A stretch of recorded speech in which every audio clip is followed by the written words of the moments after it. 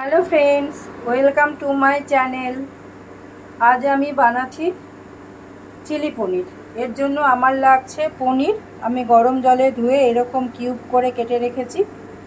एखाने लागছে आमार पेঁয়াজ कुचि आछे, आदा बाटा, टमेटो सस, ভিনিগার, चिली सस, सया सस, एरकम मोटा करे केटे रखा पेঁয়াজ, সরষের तेल और एखाने आमी 1 চামচ কর্নফ্লাওয়ার জলে গুলে রেখেছি।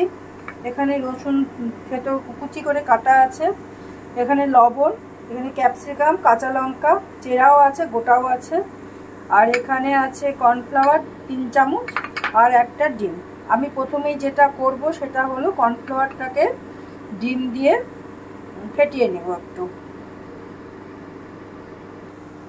এই যে আমি কর্নফ্লাওয়ারের মধ্যে ডিমটা দিয়ে দিলাম। এবার একটু লবণ দেব, খুব সামান্য একটু লবণ দিয়ে আমি এটাকে ভালো করে মাখিয়ে নেব।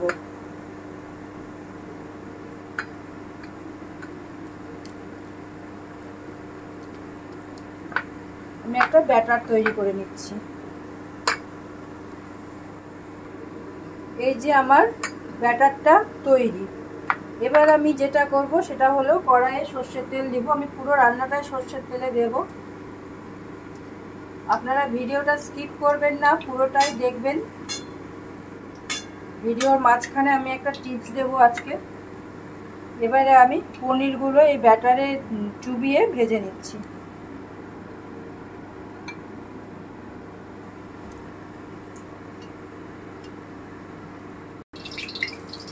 আমি এখানে 2 প্যাকেট পনির নিয়েছি।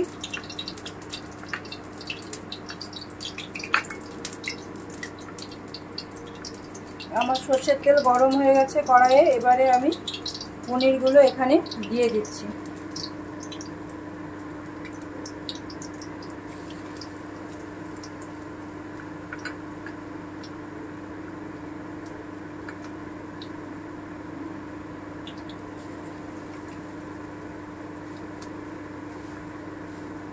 আমি সয়া সস 2 চামচ নিয়েছি, চিলি সস 2 চামচ আর টমেটো সস আমি নিয়েছি 3 চামচ, আর ভিনিগার আছে 2 চামচ।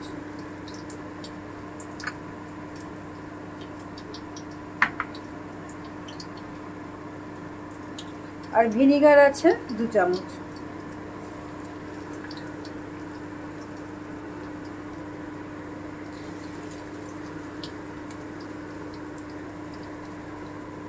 আপনারা রসুনটা থেতো করেও নিতে পারেন, আমি কুচি করে নিয়েছি।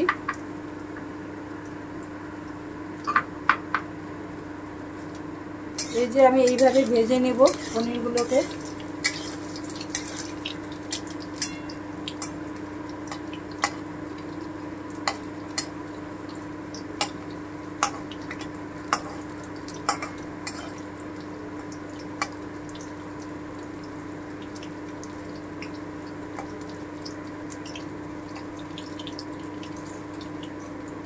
আমি পনিরটাকে ম্যারিনেট করে রাখছি না,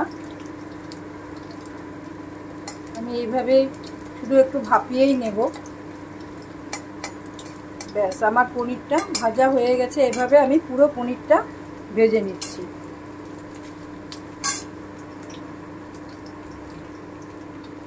এবারে আমি উঠিয়ে নিচ্ছি পনিরগুলোকে। এই যে উঠতে চাইছে না কড়াই থেকে।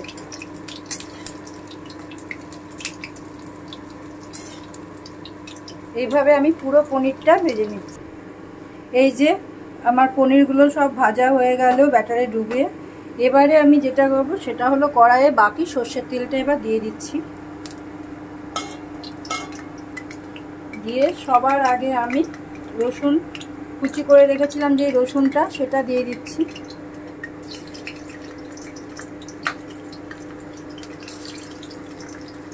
একটু ভেজে নেব। আমি এতে কোনো হলুদ বা লঙ্কা গুঁড়ো দেবো না, কাশ্মীরি লঙ্কা গুঁড়ো বা হলুদ দেবো না।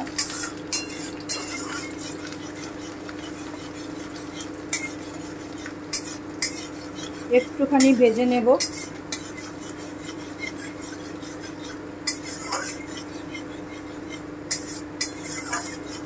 আমার ভিডিও ভালো লাগলে লাইক কমেন্ট শেয়ার করবেন।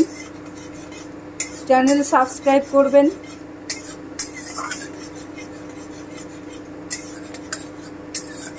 আশা করি সবাই খুব ভালো আছেন, আমিও ভালো আছি। এবারে আমি পেঁয়াজ কুচিটা দিয়ে দিচ্ছি। এখানে আমার দুটো পেঁয়াজ আছে।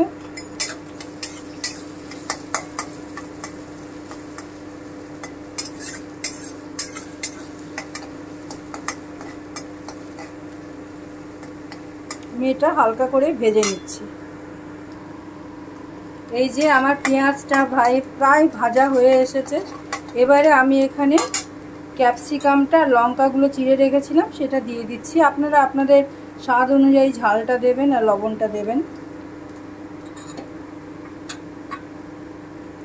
আমি দিয়ে দিলাম ক্যাপসিকামটা পুরোটাই, একটা ক্যাপসিকাম আছে আমার।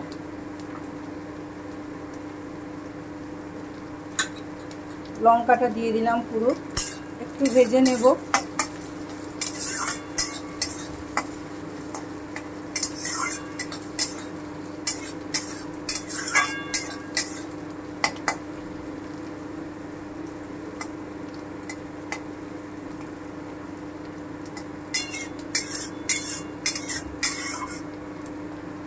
এটাও একটু ভেজে নিই। আমি এখানে সামান্য একটু জল দেব, সামান্য একটু জল নিয়েছি, হাফ কাপ মতো। এবারে আমি যেটা করব সেটা হলো, এবারে আমি আদা বাটাটা দিয়ে দিচ্ছি, 2 চামচ মতো আদা বাটা দিচ্ছি। আদা বাটাটা দিলাম। এবারে আমি লবণটা দিচ্ছি। লবণটা আপনারা আপনাদের স্বাদ অনুযায়ী দেবেন। দিয়ে আমি আর একটুখানি ভেজে নিচ্ছি।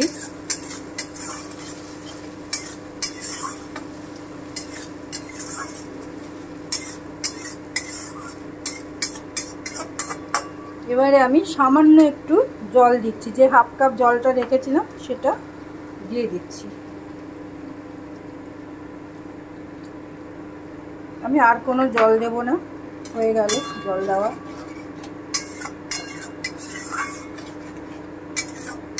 এটা এই জন্যই দিলাম যাতে ক্যাপসিকামটা সেদ্ধ হয় আর মশলাটা ধরে না যায়।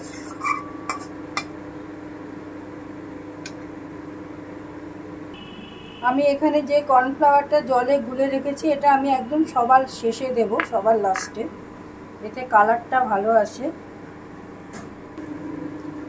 এই যে ক্যাপসিকামটাও সেদ্ধ হয়ে এসেছে, মশলাটাও ভাজা হয়ে গেছে।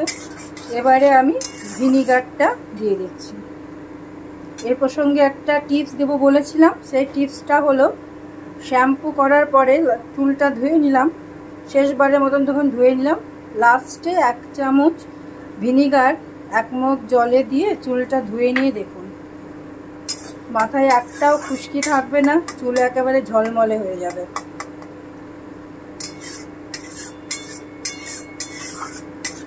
এটা আমি করি তাই আপনাদেরকে বললাম। এর জন্য কোনো কন্ডিশনার লাগাতে হবে না বাজার চলতি, এটাই কন্ডিশনারের কাজটা করবে। এবারে আমি পনিরটা দিয়ে দিচ্ছি।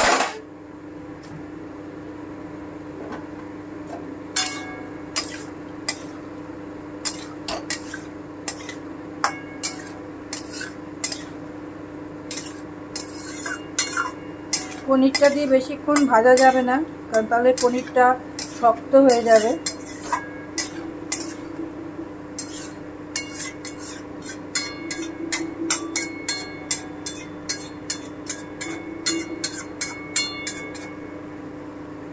আমি একটু পরেই আসছি, এটা হোক। আপনারা চাইলে পনিরটাকে ম্যারিনেটও করে রাখতে পারেন, একটু ভিনিগার, আদা বাটা, একটু সয়া সস দিয়ে। আমি রাখলাম না, আমি এমনি করে নিলাম। আমি একটু ঢেকে দিচ্ছি। আঁচটা একটু বাড়িয়ে দেব।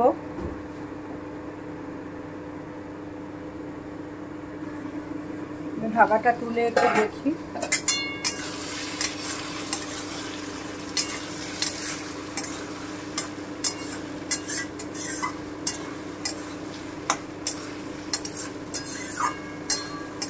এই যে প্রায় হয়ে এসেছে, তেল ছাড়ছে আস্তে আস্তে। আমি আর একটু ঢেকে রাখবো।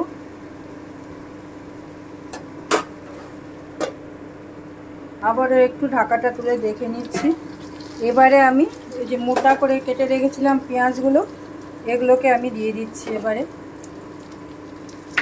আঁচটা কমিয়ে দিচ্ছি। ব্যাস, আমার হয়ে গেছে একদমই।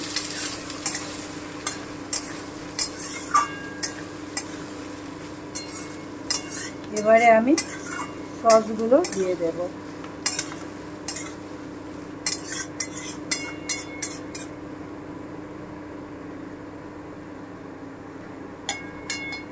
সবার প্রথমে আমি চিলি সসটা দিয়ে দিচ্ছি।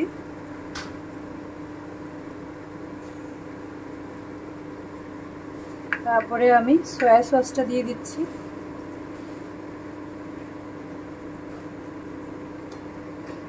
এবারে আমি ম্যাগি সসটা দিয়ে দিচ্ছি। এটা একটু বেশি, টমেটো সসটা।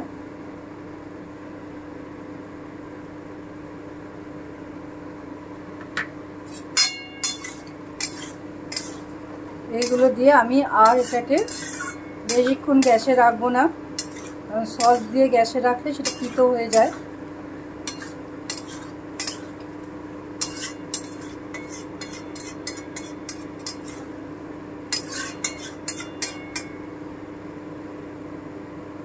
এই যে দেখুন, পনির কিন্তু একদম সফট।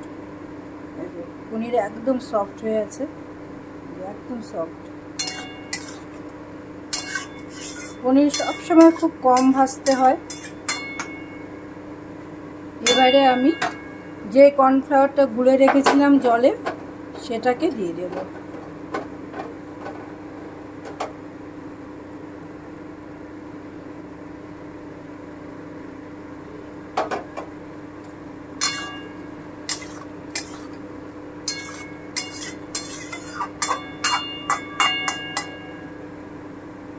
এবারে আমি ঢেকে দিলাম, গ্যাসটা অফ করে দিলাম।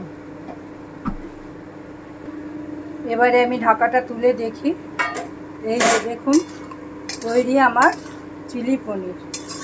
কালারটা দারুণ হয়েছে, আমিই বলে দিলাম। আপনারাও আপনাদের মতামতটা জানাবেন, তাহলে আমার ভালো লাগবে, আমি বুঝতেও পারবো, কারণ আমি তো নতুন। Thank you for watching my video. সবাই ভালো থাকবেন, সুস্থ থাকবেন। এই যে আমি একটা পনির জাস্ট দেখিয়ে দিচ্ছি যে কতটা নরম, একদম সফট হয়ে গেছে। তৈরি আমার চিলি পনির। সবাই খুব হাসবেন।